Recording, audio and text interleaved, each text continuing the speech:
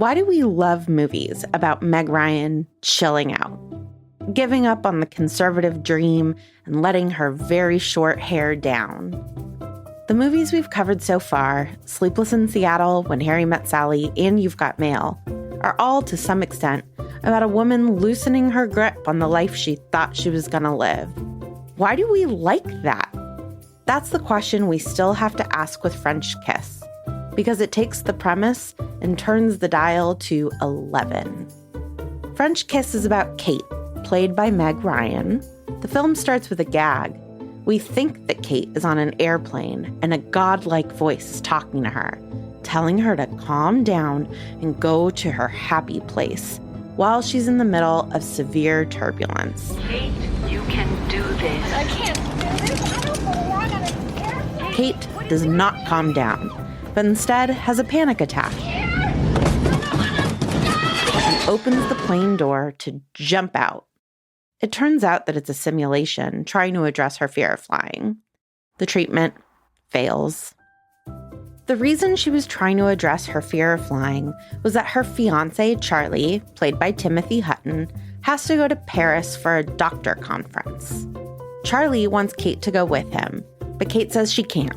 She's waiting for her papers to become a Canadian citizen and isn't supposed to leave the country until she has her new documents. Really, though, we know. She's just too scared to fly. So Charlie goes to France without her, and his calls come in less and less frequently, until he does call one night to tell Kate that he's breaking up with her. Honey, hello? Kate. He's fallen in love with a French goddess, and he isn't coming home. Goddess? It's French for goddess, and so is she, Kate. She's French. I've never ever felt this way before. I mean, like, I could do anything. Kate is sure she can get him back. He just needs to be reminded of her and what they had. So, despite her incurable fear of flying, she gets on the next flight to Paris and is seated next to a smarmy-looking French guy, Luc. It's Luc, isn't it? Luc. Luc. No, not Luc. Luc. Luc. Luc is played, much to the dismay of many, many people, by Kevin Kline. Luc spends his flight from Toronto to Paris checking in on the illegal plant and stolen diamonds that he has with him in the plane bathroom. He's also stealing alcohol from the flight attendants and chatting with Kate about her situation with Charlie. Luc and Kate's dynamic is immediately full of sparks. Deeply adversarial sparks, but sparks nonetheless. Everybody loves their mother. Even people who hate their mothers love their mothers. The question is, one man meant for one woman. That is the question. But it is not an interesting question. It is the question of a little girl who believes in fairy tales. When they land, Luc drops his illegal plant and diamonds in Kate's bag without her knowing, so she can get his stuff through customs. He thinks he'll be able to get his contraband back because he's offered her a ride into Paris. But at Charles de Gaulle, Luc runs into Jean Renaud, a cop from Luc's past who stops Luc for questioning. So Luc and Kate get separated, and Luc's plant and stolen diamonds go in a cab to Paris with Kate. Jean Renaud, who is actually French, is an old friend of Luc's. Luc saved his life at some point, and so Renaud keeps not arresting Luc. But it seems as though he's tired of Luc not taking these opportunities to get his life on the straight and narrow. The next part of the movie is the hijinks ensues part. Kate's passport and wallet get stolen, but she keeps running around France looking for Charlie, and Luc is following Kate around because his diamonds are in her backpack, unbeknownst to her. So you're still out for Charlie. It is incredible. I admire your persistence. It's so American. I am not an American. I am a soon-to-be ex-American Canadian. Kate gets information that Charlie is going to Cannes to meet his new girlfriend's parents. So Kate, the diamonds, and Luc are off to Cannes with Jean Renaud hot on their heels. On the way to Cannes, Kate gets sick on the train, so Luc and Kate get off the train in a quaint French town that also happens to be Luc's hometown. So even though they are still constantly bickering, they spend the afternoon with Luke's beautiful family in the idyllic French countryside. It is there that Kate learns about Luke. He's not just a thief. He's a thief with a dream. And he's lost his birthright of half of his family's vineyard to his brother in a poker game. The stolen diamonds are for him to sell so he can buy a new plot of land. And the plant that he's running around town for is a grapevine to start a new crime-free life. Someday I'm going to buy this land and I'm going to make a great wine. Right here on this wreck of a vineyard. Kate is charmed by this information and the sensual experience of the vineyard. Luke finally goes through Kate's backpack, realizes that the diamond necklace is lost, but agrees to go to Cannes with Kate anyway to try to make Charlie jealous so Kate can get him back. It is only after Luke has shown that he's now in on helping Kate, regardless of whether or not Kate can help him, that Kate shows Luke that she has his necklace and has actually been wearing it the whole time. Once they arrive in Cannes, Luke and Kate are on the same team. Kate hopes that Luke is able to sell his diamonds and get his winery. Luke is going to help Kate get Charlie back. Just when they are starting to look comfortable again, then you attack. Their plan includes Kate acting coyly, acting like she doesn't want Charlie at all. She's light on her feet, making jokes, holding all of life a little bit lighter. And it works. Charlie kisses her and asks for her back. But Kate realizes no, he wants a version of her that isn't really her. You know, no matter what I might seem like tonight, it's still the same old me from yesterday you'd wind up with tomorrow. The same old me who wants the home and the family, who wants to plant some roots and see them grow. And so she leaves Charlie. In the meantime, Jean Renaud has approached Kate, saying that he knows that Luke has a stolen necklace. Kate proposes an idea to Jean Renaud, that she will pretend to sell the necklace and pretend that Cartier bought the necklace for the $41,000 that is her entire life's savings. That way, Luke will think that his plan has worked, he will get enough money to start his vineyard and get to keep his pride and not go to jail. She does it and leaves town. We see Kate on a plane in the final scene, just like in the first. She's sitting on the jet bridge and seems calm, her fear of flying seemingly gone. Everything she had at the beginning of the movie is gone. And she seems fine. She's sad, but not sobbing or panicking like she was at the top of the film. We don't know where she's going, but that's besides the point. Luke shows up, and then the movie flash forwards to the two of them making out in their very own vineyard.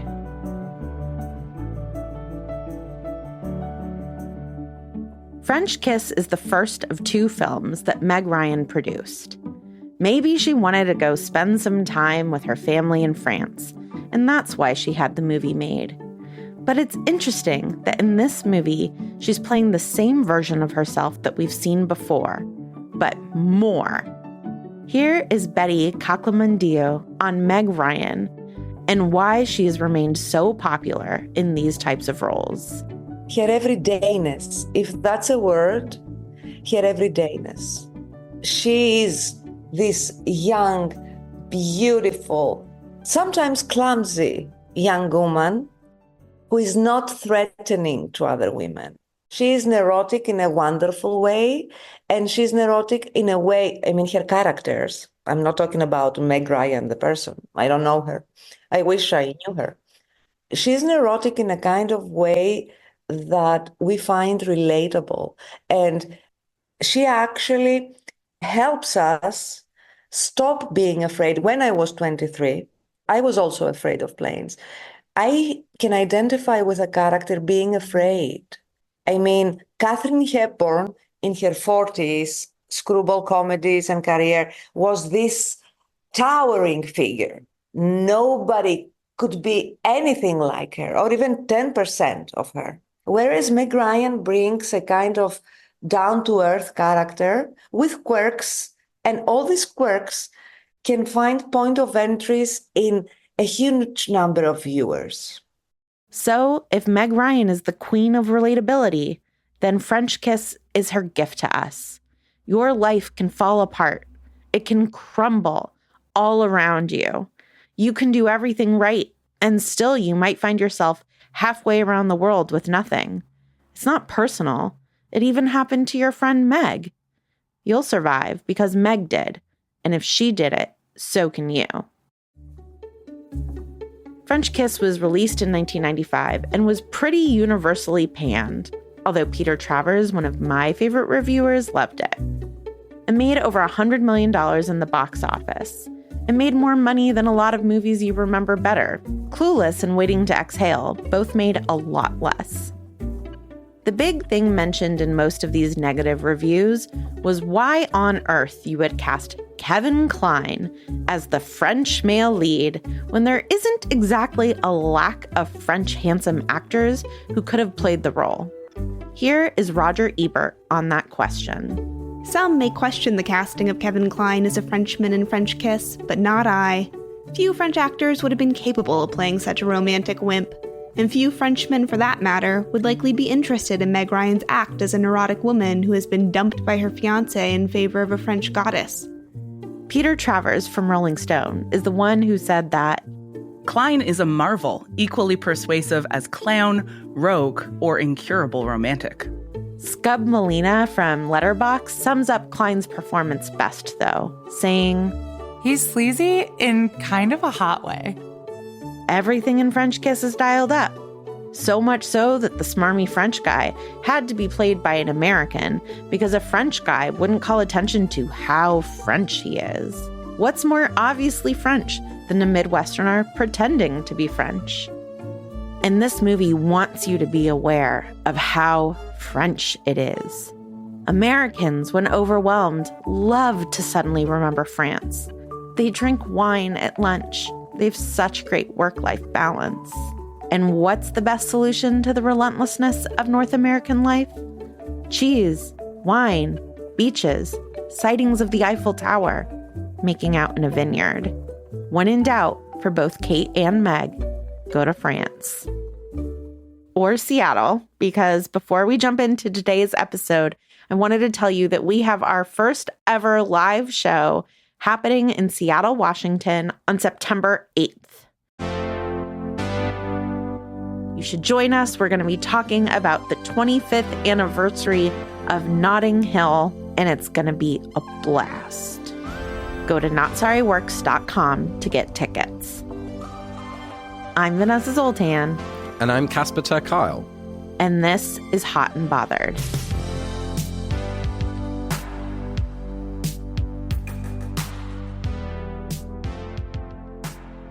Casper, welcome to your first episode on Hot and Bothered. Thank you so much. You know, I am not a great expert in romance, but I am an expert in Meg Ryan romance movies.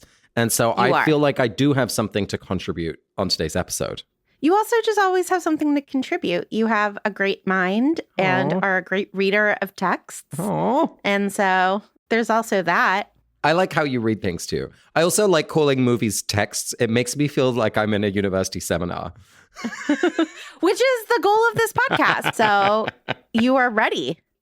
Okay, so before we jump into talking about love and text and subtext, just first impression of this film, please. What can I say except a bad French accent? It started there and it stayed there the whole movie. When he's speaking French, it's so obviously not good. So that is a big theme for me. But I will say, Meg Ryan, charming, so cute. Charming. So adorable. I want to put her in my pocket and travel to France with her. I mean, the movie is trash. There's no getting around that. Yes, there is, but that's your opinion, and I respect that you have opinions. But so there's a lot that it left me wondering about. And I actually do think it's an interesting moment in time of what the kind of ideas about love are and what is deemed desirable and right, especially as we enter this kind of very interesting ménage à quatre towards the end of the movie. So yeah, very excited to talk about French Kiss. Or should I say French cuss? How about you, Vanessa? What are your first impressions? So you can't get around the accent of it all. It's really interesting to me, though, because if you look at Kevin Kline's filmography, he is a serious actor, a Shakespearean actor. And in The Big Chill, he plays a Southerner and does a great Southern accent. And in Sophie's Choice, he's from Brooklyn and he does a great Brooklyn accent. This is a man who knows how to study and do accents. And Lawrence Kasdan, the director of this film, like Academy Award nominated director, and has worked with Kevin Kline for 20 years at this point. And yet in this movie, this lovely man from St. Louis, Missouri, I think watched like Pepe Le Pew and was like, I got it. Don't worry. I guess what I'm saying is like, this movie is not trying to be realistic. These are people who know how to do these things. And choosing and they are not trying. They're choosing that it's not the priority. And Lawrence Kasdan did famously say that he agreed to make this movie because he was like, sure, I'll spend 4 months in France. Can my family come? I don't know. You and I have had this conversation about Mamma Mia 2. My children and I showed you Mamma Mia 2. And you were like, I don't understand the accents in this movie. They live in Greece. Sophie was born in Greece. Why does she sound American? And Amy, my younger stepdaughter, who was no more than 8 at the time, went, shh, that's not the point. And I just think like this isn't Sophie's choice. That's not the point. And actually, I really like this movie so much so that I think that we can source this text as to why I married my husband. Wow. Don't you see it? Don't you see Luc and Pierre, my husband? I do see the husband connection because he's kind of, let me say this with great love, a schlubby European guy with like a lot of 5 o'clock shadow and a sort of charming dedication to his craft. Right. So I do see the connection. And there's that scene at Luc's house in the French countryside where they're like all eating outside and drinking wine and eating food and children are running around. And I was like, oh, I live that life now every summer. And I think that I saw that as a kid and I was like, I want that.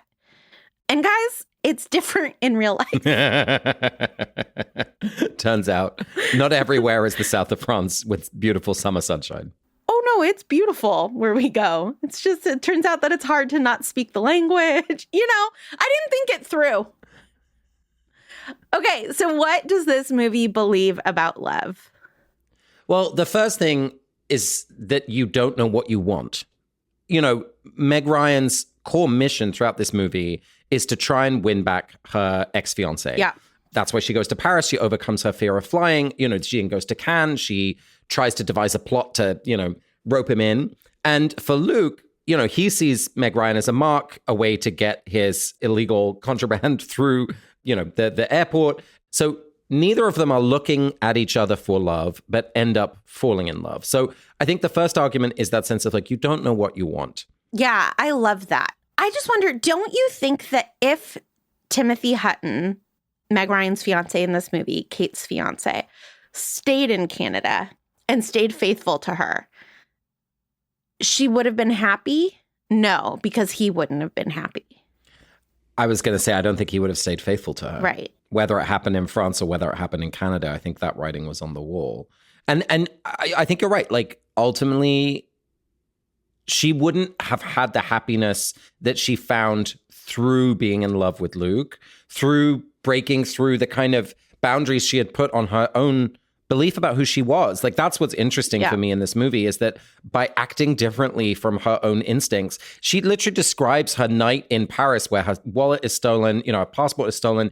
She's waiting outside the US embassy, which then says, well, you're applying for Canadian citizenship, so I can't help you. Like, she's really hitting rock bottom. It's in that experience that she discovers her own capacity to be braver, to be a little reckless, to do things she would never thought she would have done. Yeah. And through that, then ends up being like, wait, I'm in love with a jewelry thief. And I am going to give my entire life savings of $40,000 US in 1995 money, which is significant cash, on the whim that I want to give this man everything that I can because I love him, even if he doesn't love me. I love him and he has a dream. And I think she's just so moved by the fact that he has a dream. She is like, I had a dream. It blew up. My dream was a sense of security and a family, and that she has spent her adulthood so far trying to create this sense of security. She's like, it's make-believe. And like she, at the end of the movie, we actually don't even know where she's planning on returning to at the end of the movie, if it's to the US or Canada, because we don't know what passport she's been able to procure. But I think she's just moved by the fact that he's a man with like passion and a dream. And so she's willing to invest in that for him. And is sort of giving up everything because she's like, I don't have anything anyway, right? Like, what difference is $43,000 going to make? It's all who knows anyway. So you like might as well sort of run away with the French thief.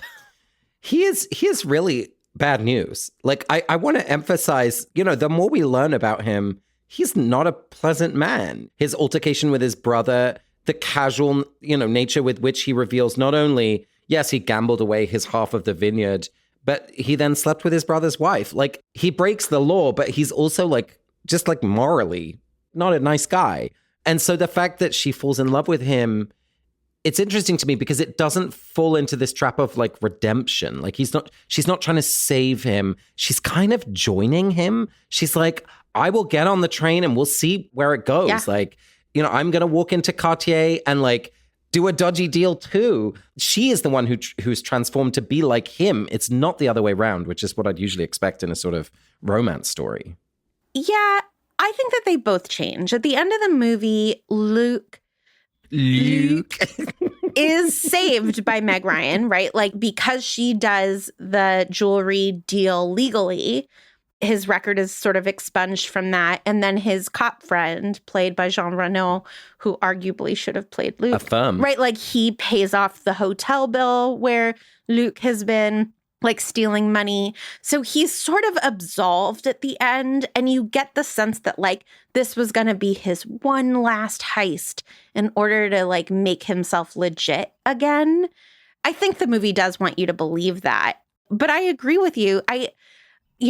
Casper, usually we have a professor on the show, Hannah McGregor. And so we have given Hannah the right to do something called an emergency stop when she gets to be professorial and teach a lesson, teach a bit of critical theory in order for us to understand the film. I am not a professor, but I'm going to use my emergency stop right now to talk about the trope that you're talking about, which is criminal with the heart of gold.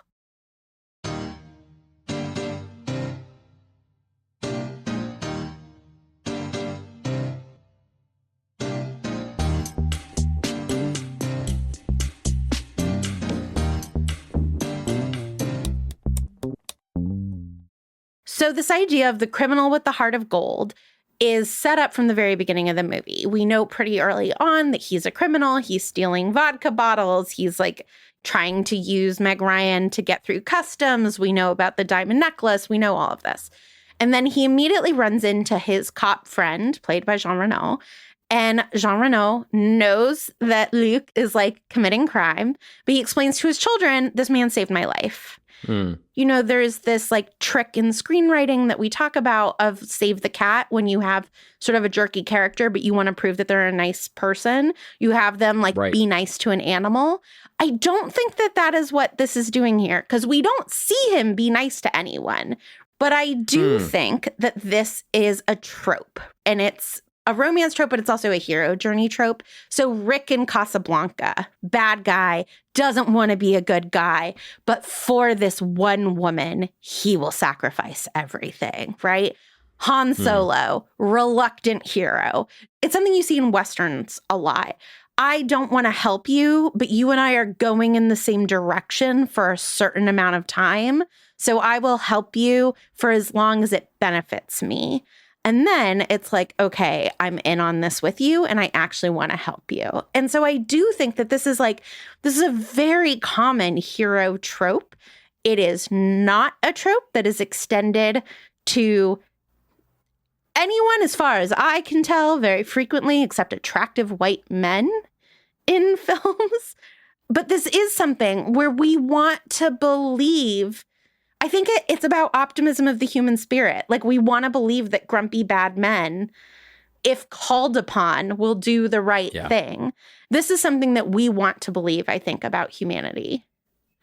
It's really interesting because I actually think Kate, Meg Ryan's character, thinks that more about her kind of fiance, ex-fiance character, Charlie, than she does about Luke. Like, she is willing to forgive, look past, like, she loves the idea of him more than the actual him, I think. And that's part of his feeling of the stultifying trappedness, which he escapes in this, like, whirlwind romance with Juliette. With Luke, she is very early on in the first third of the movie. She's like, you have not spent a minute talking to me where you didn't want something from me. Like, she doesn't buy into this kind of like romantic, like dangerous man who's, you know, she's going to tame. She's like, you're using me. I don't know what for yet, but I know you're here to like, you're bad news. So it's interesting that trope is also undone in that way, where she's not romanticizing the kind of, you know, to try and win him over. And the moment when they agree to work together is when she starts to use him too. Yeah. She's like, oh, wait, I can use you to make Charlie feel something so that he'll take me back. So there's a sort of complicity in, I don't want to say the criminality, but like the complicity in the jerkness that she has with him pretty early on. Yeah. What else do you think this movie says about love? Like, what does it teach us or try to teach us? I think that it is trying to say that authenticity is really important in a long-lasting relationship, right? The big sort of confrontation scene between Kate and Charlie is all about authenticity. So as you say, right, like Charlie breaks up with Kate over the phone. They are engaged. They're like buying a house. And he calls and is like, I'm leaving you for this very hot, very young French woman. See ya. Hangs up. And Kate, you know, flies across the world, gets over her fear of flying in order to say, right, like, and she says, I am going to convince him that he loves me again, right? It's even more than that. I'm going to make him love me, she That's says. Right. I'm going to make him love me again. And she pulls it off, right? Like, she, with Luke's help, like you were just talking about, she gets him back. And they're making out and they're about to have sort of like makeup sex and get back together sex. And she says to him, wait a minute, I just tricked you into wanting me back. I haven't actually changed. I'm still the same person who like wants a family and wants what she really says is like, I want a sense of home. And that hasn't changed about me. And so we shouldn't be together. And it was Charlie not being honest with her about what he actually wanted that got them into this predicament, right? Like he proposed and he was going along with their life, even though we know he was like resisting it every part of the way. And so it believes that you have to be honest about what you actually want in order to have a good relationship. And we see that early on in the movie, right? First, we see Kate getting so excited about the house that they might be able to buy. And you see on Charlie's face like, oh God, this is not, you know, but he doesn't say that. But secondly, Kate reveals that she has tens of thousands of dollars that she's never told him about. Yeah. So this sense of hiding or not disclosing what we really have, what we really feel is also coming from her. Yeah. The other thing I want to come back to is your point of Kate looking for home.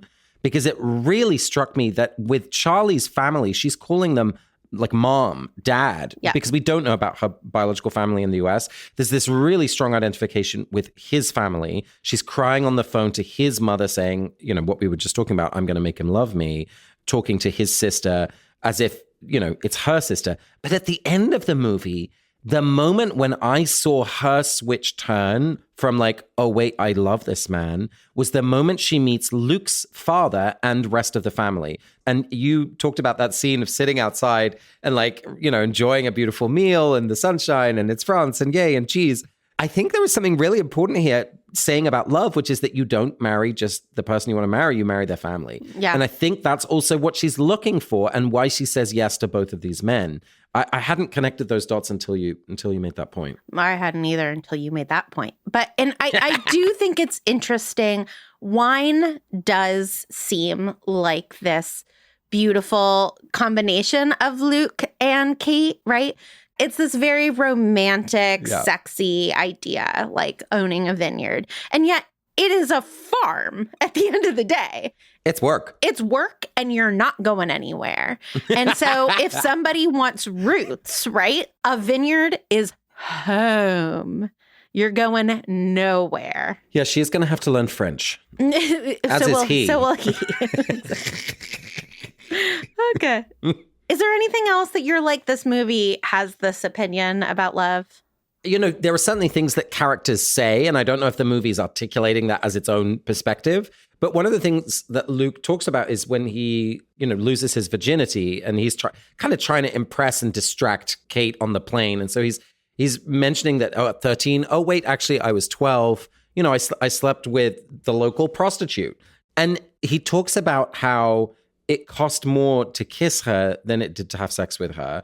And so there was something interesting about, I think that the movie is curious about what is intimacy, because at the end, and you've pointed to this, when Charlie and Kate are dancing and there's this romantic moment, and they are kissing, but you can see on her face the whole time that she's confused. It's felt wrong. It's felt intimate. Like she feels like this isn't what I wanted. I thought it was. So there's just a lot about intimacy, what kind of physical contact we have with each other, what is the expression of love and what is the expression of just physical desire.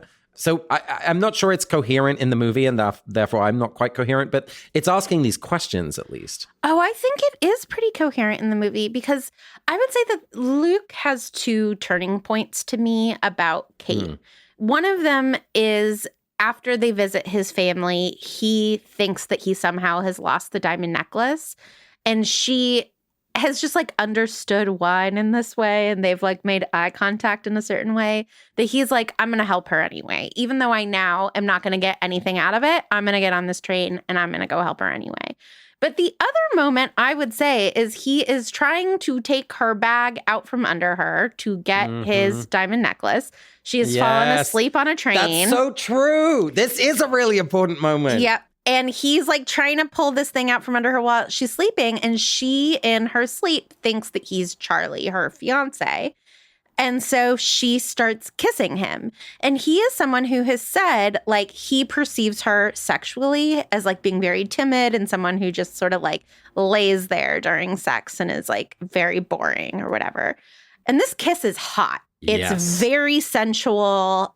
He kisses her back and he's super into it. And he kind of looks at her well, I was wrong about her. Yeah. And that is kind of what blows his mind about her is this kiss. He's she is passionate and different in an interesting way.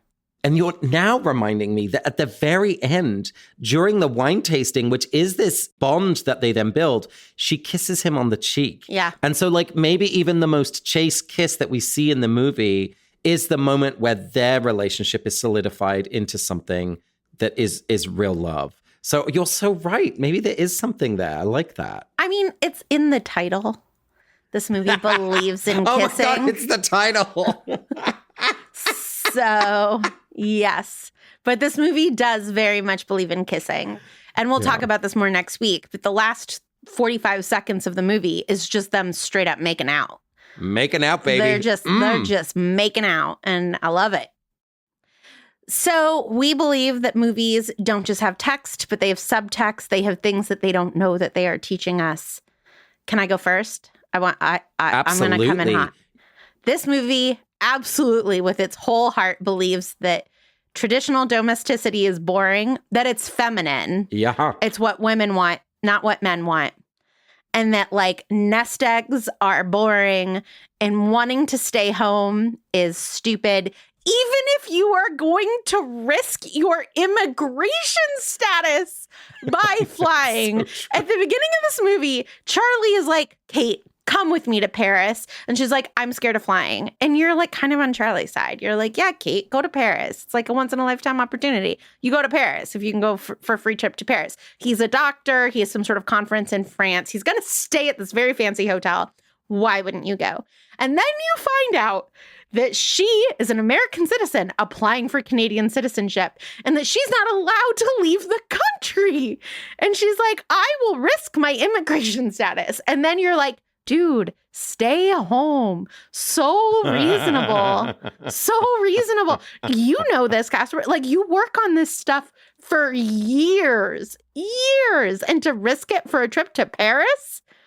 But this movie judges her for it. The movie does not make a big distinction The movie is still like, yeah, Kate, go to Paris. And I'm like, these are different things. So like this movie just thinks that like women who want security are boring and ruining everything, ruining men's fun. I disagree. Okay, go. I think it absolutely is saying like, yes, buying, the house on the block near your parents is boring. Yes, being careful and afraid of flying and careful with money. Like these are all things that are boring. And the movie wants Kate to like break free. It wants her to have adventure. But I think it also wants her to believe that she's capable of more than what she realized she was. Like it wants her to be brave. I'm not sure necessarily if that's, I mean, of course it's gendered. I'm kind of falling into a trap here, but I think the fact that it's connected to her desire is more about wanting her liberation. I think that the movie is also critiquing men, right? Like, I don't think the movie is like, Charlie's awesome for ditching Kate and running away with Juliet. Like, especially the costuming of Charlie is just genius. This guy looks like such a douchebag. But it's a different critique that it's making of men and women, right? It's saying men, they're always going to want to mess around. And like, isn't that flighty of them? It's just very gendered in its critique. And women, isn't it boring that they want to lock you down? It is very gendered. No, you're right. You're right. What about you? What do you think some subtext here is? I mean, I have one point which feels like, I don't know how serious this is, but I was surprised by some of the frankness around which Kate's lactose intolerance is engaged, and then Luke's erectile dysfunction. His approach to his own experience is very laissez-faire. Like, there isn't the kind of like shame and, he's definitely frustrated that comes across in how he talks about it. But I was surprised at like how openly, I guess, it's talked about in this movie, and like how comfortable with some like different bodily functions this mid-90s movie is. There's a confidence around bodies in this movie, which I really enjoyed. You don't think that it's making fun of his erectile dysfunction? Like, she teases him about it. But she comes out looking smaller. At least this was my read of it. The way he responded to her kind of little jibe or like her little aside, like he could play along with it without it making him smaller as a character. That's what really struck me, is that he didn't seem diminished, right? He volunteers this information. It's not like she discovers it, but when they're having sex, he is very open about it. And so like there's this sense of confidence in his own body's experience. That's what struck me. But Casper, don't you think that like because he's a criminal and they're about to like be alone together on a train and all of that, that his erectile dysfunction makes him like more non-threatening? And that this is again like one of the ways that he's like a baddie with a heart of gold. Like he can only get hard when thinking about Kate. He's making out with Juliet, this like very attractive bombshell woman. And like he says Kate's name, right? Like he's thinking about her. So it's like only true love that will sexually arouse him. That's interesting. Yeah, but even so, the fact that he's talking about it to Kate, there's a lot of risk, I think, that disclosure could lead to in being diminished in her eyes, which, if we believe that love story, is the most important set of eyes. Or, well, maybe, just to counter myself here, maybe it's about the expression of authenticity that you talked about before, right? Like that their journey towards one another is fenced with lies. And as they fall in love, some of those lies are taken away and they get to know each other more and more. And so maybe actually this disclosure from in this early part of the movie is a path towards that like intimacy and love that we're going to see at the end of the movie. Huh. Okay. I hear you, though, that we're not laughing at him and we're not really laughing at her either. Right. And I agree with you that in the early aughts, we would have been laughing at them for these things. This feels like sort of a precious moment in the 90s where it was like people have bodies. Yeah. I actually think we're supposed to cheer for her that she's eating the cheese, right? We're like, yeah, live a little, even though you're losing your immigration status and now you're going to have diarrhea on a train, which, having been there, is not a fun experience. Okay, but here's my second point, which is that the first third to half of the movie has all the Paris tropes, right? We've got the Eiffel Tower being there just as she's looking for it, and then she doesn't see it because a bus drives past or whatever. But the actual like subtext of this movie that it does not know it's making is screw Paris. embrace Cannes. The beach, the ocean, the beautiful hotel, the outfits, the like incredible dessert like cart that comes through the. I was like, I want to go to Cannes. Like this. Anyway, so I like for a movie where you think it's all going to be about Paris and, you know, France is Paris, Paris is France. That's one of the things I really loved about this was that it, you know, and even the train journey on the way that like we're really seeing more of France. And so it's not Parisian Kiss. And the vineyards, exactly. It is French Kiss. And to that I say, hooray. You do. You see 3 different facets of France in it. Right. You see rural France, urban France, and beach France. Beach France. Okay, so Casper, this is the 4th movie in which we are talking about Meg Ryan. What does this movie teach us about Meg Ryan? Meg is Meg. That was one of my big takeaways. Is literally some of the very things that I love about her in my favorite movie of all time, You've Got Mail, happen in this very movie too. The scene where she walks in this like tomboyish little awkward walk in, you know, beige linen-y scruffy, you know, nice, but like nothing special. And then she walks back in this like femme fatale, high heels, gorgeous lavender dress, you know, this kind of transformation of, you know, a very beautiful woman in both scenes, but this kind of hyper femininity moment when she's going to meet the man that she wants to, you know, be in love with. It's the same ending as You've Got Mail. So first things first is like Meg being Meg. The second thing that struck me was, with maybe one exception, whatever emotion she is sharing on screen, it's always cute. She's cute angry. She's cute sad. She's cute funny. There is a sort of, I'm not sure if I want to say infantilization, but there is a impish childishness to her charm, which I found a little disturbing in comparison with Luke's very like old dad kind of look and vibe. Yeah. In You've Got Mail, she's dressed like a kindergartner, like a lot of the time. A lot of the time. They're like, isn't she the cutest kid in kindergarten you ever did see? What I like about this movie, though, is that Luke comments on it. Right? He's like, you have this like boyish walk. And he says like, if you're going to try to get Charlie back, Charlie is not into this cuteness. And so you're going to have to be like French or whatever. The pouting lesson is one of my favorite moments. Oh, the pout. This is one of French women's greatest weapons. Yeah, there's something really interesting about her where I just remember wanting to be that low maintenance physically. As someone with like really curly hair, after a day or two of not being able to wash it, my hair would be one big knot. I need a cup of coffee in the morning, right? Like I need a bra. Like my body has needs in order to look, not like look glam, but like look socially acceptable. Whereas Meg Ryan is so cute and her hair is so perfect and she's so skinny that she can sleep on the steps of the embassy and walk in and look put together. And I don't think that that's movie magic. I think that Julia Roberts would play this differently. I was thinking of Julia Roberts too, 100%. And Sandra Bullock would play this differently, right? Like the other women who are acting just a couple of years after Meg Ryan, they would look disheveled. And there's something about the Meg Ryan-ness, the waspiness, the uptightness. Yes. She somehow is just like built in a way that she is always going to be adorable. And like adorable and yet non-threatening. And that is the big thing about this movie. To me, that we learn about Meg Ryan. Meg Ryan, so hot that she can sleep in front of the embassy and walk in and not need to brush her teeth and like flirt with the Canadian clerk. And yet ugly in this movie because do you know who's hot? Juliette. Right. And like Meg Ryan has nothing on Juliette.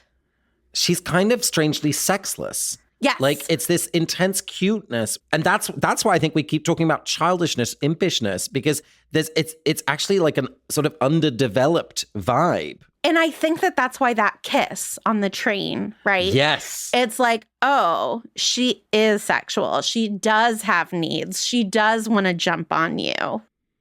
Well, and that's also interesting that it's only in her sleep when her real desire, sensuality is expressed. Like maybe this is something the movie is saying about like a primal desire, or like that underneath the kind of acculturation of how we think we need to behave, desire is good and exciting and worth living out and not to be afraid of it in the way that Meg Ryan is perceived to be so afraid with the flying, with the kissing, with the everything. Yeah. Casper, before we wrap up, is there anything else that you're like, we have to talk about this? There's a moment in the movie where Meg Ryan is frustrated. She's over it. And she says, donnez-moi un break. Like, give me a break, but the French. And it's just such a perfect, hilarious little moment of kind of franglais, mixing the English and the French. Those were the moments when I laughed out loud, where she's like, ugh, beautiful, gorgeous, wish you were here. Her comedy really shines in some of those moments. So I would hate for us to like lose some of, what is actually charming about her in this movie.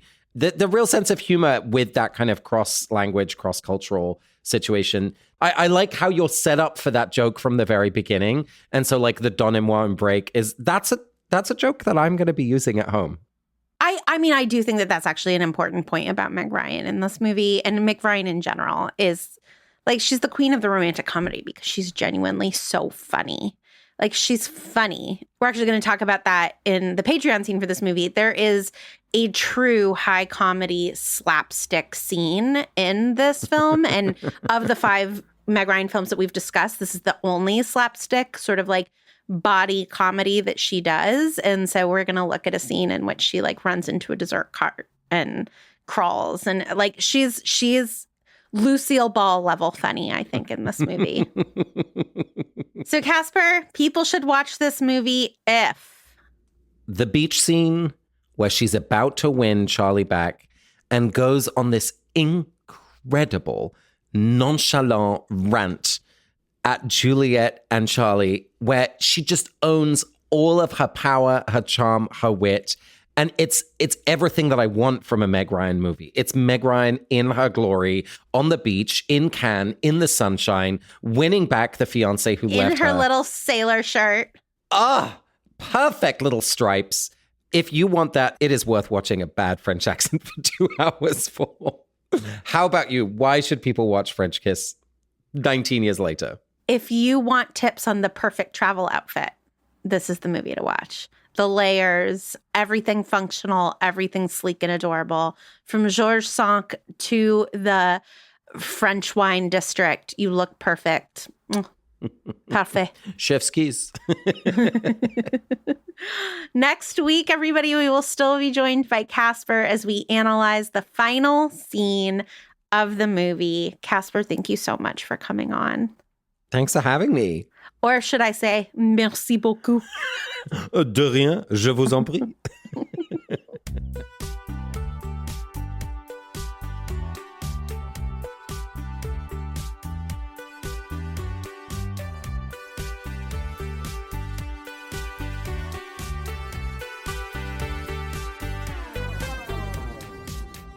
In thinking about this movie, I really came to love the metaphor of Kate being a bad flyer at the beginning of the movie and then a good flyer at the end of the movie. And I got really interested in this flight simulation that we see as far as her fear of flying treatment goes. And so we did some research, and it turns out that there are real psychologists who treat fears of flying. So we thought we would get one of the world leading experts on it, Dr. David Carbonell. He is a clinical psychologist who specializes in anxiety disorders. He teaches workshops to help people overcome their fear of flying and is the writer of the Fear of Flying Workbook and Outsmart Your Anxious Brain, 10 Simple Ways to Beat the Worry Trick. Let's get David on the phone.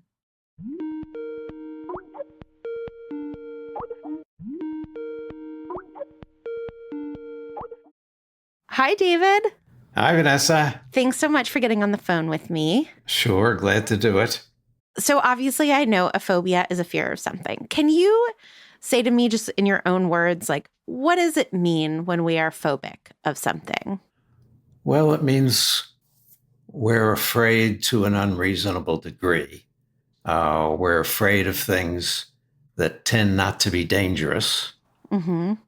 We try hard to protect ourselves against feeling afraid. Mm-hmm. So most dogs aren't going to hurt you.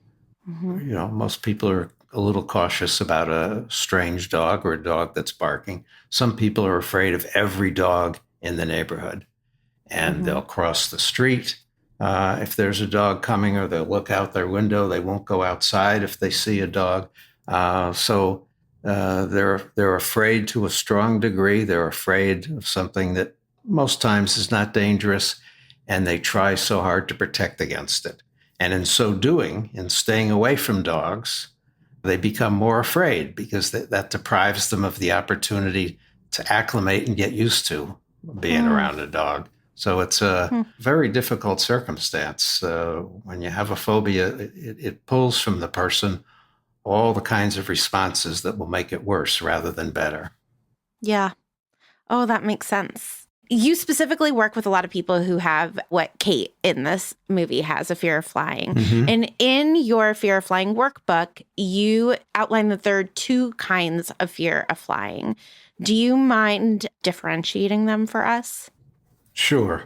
I think what you're talking about is that there are, generally speaking, two kinds of fears. There's the group of people who aren't afraid of anything about flying per se. They're not afraid that the plane is going to fall out of the sky, but rather they're afraid that they're going to have some powerful reaction to being confined in the aircraft. Yeah. Maybe it's a social fear that they'll start crying, that they'll start yelling, that they'll start running up and down the aisle and looking really weird to everyone.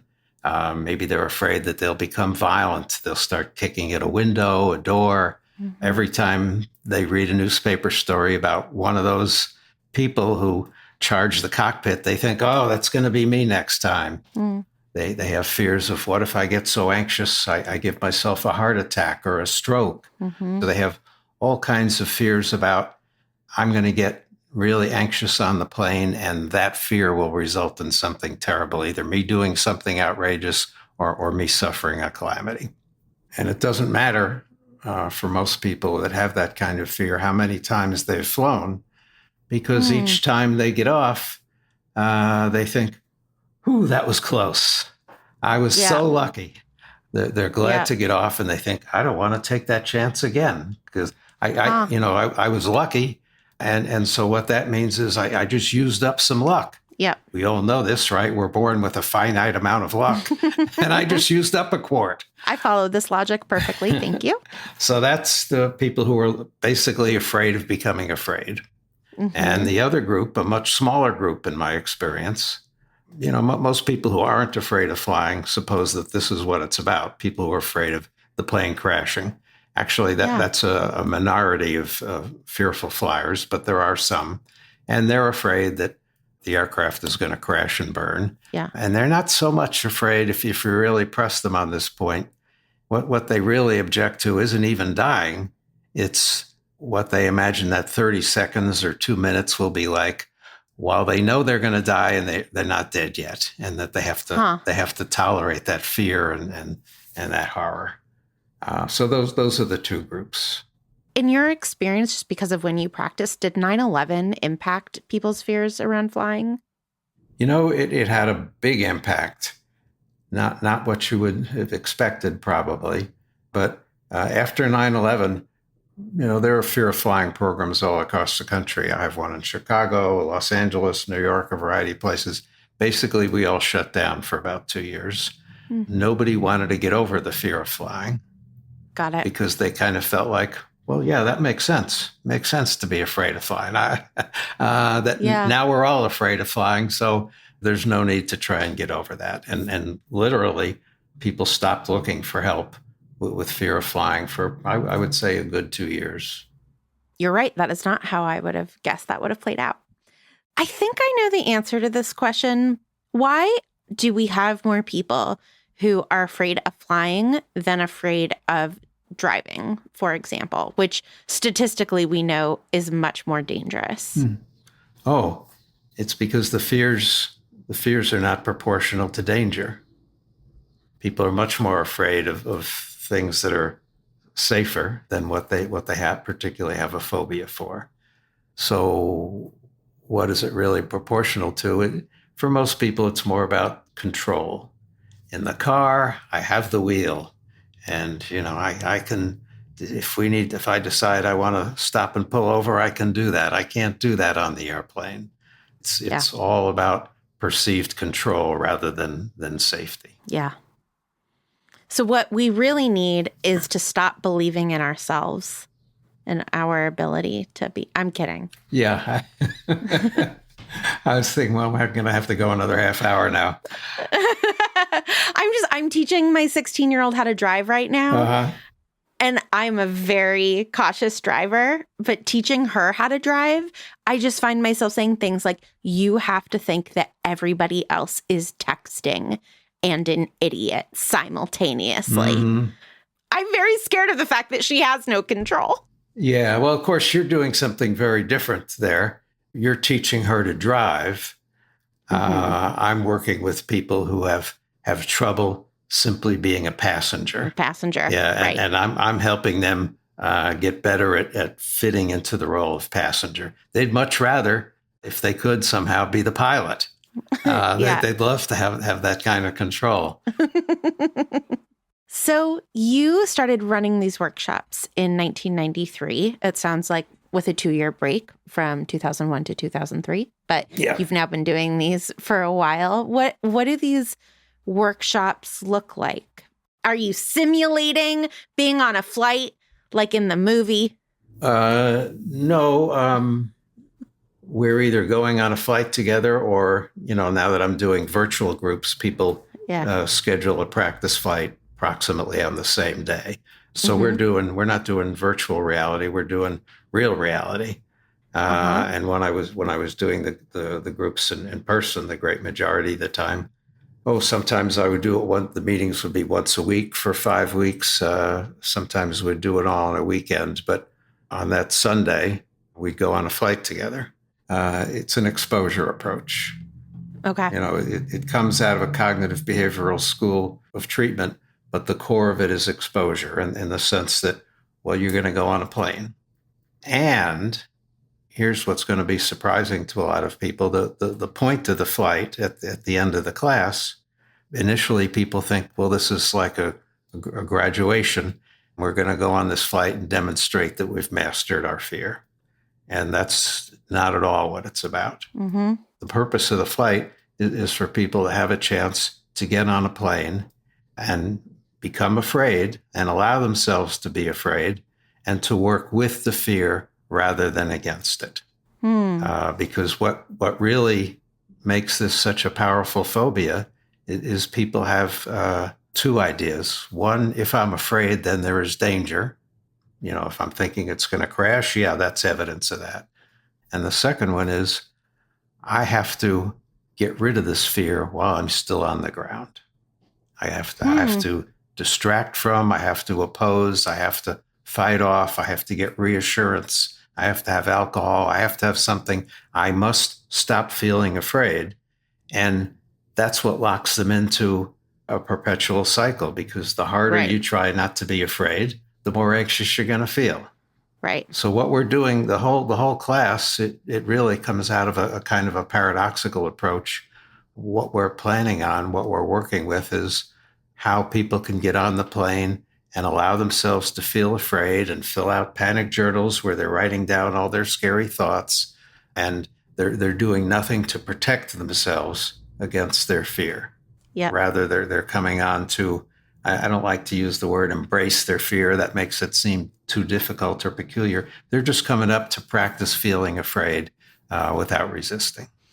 What does someone look like at the end of taking one of your programs where you're like, yeah, they did it? They have a big smile on their face. They could practically fly without the plane. If you saw, if you had some pictures of us waiting in the gate to take the flight and people arriving in the gate back home after the round trip, boy, there's a big comparison.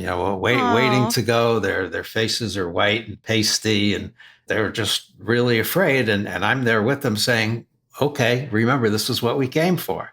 So you don't have to run away. You don't have to get a beer. This is what we came for. When they come off, well, they find it hard to believe. People say things like, I have to keep pinching myself. I can't believe this. It just seems like such a shock to them that they were able to sit there and go through some of the little exercises I have for them. And by the time of the return flight, they're feeling markedly better. Awesome. So would you say that their phobia is gone, or just that they have learned how to deal with their phobia? I say that they're learning to deal with their phobia. The one flight is not enough. Sure. When we finish the class, what I want to leave them with is, for the next year, maybe year and a half, fly once a quarter, at least once a quarter. Because once won't be enough. But as good as you feel now, 2 months, you book another flight, some of the same what-if thinking, the anticipation, the same nervousness the night before, that's going to creep back in. And you're going to have to repeat this process several times before you can get more to the point that I would call where you've achieved a nice recovery.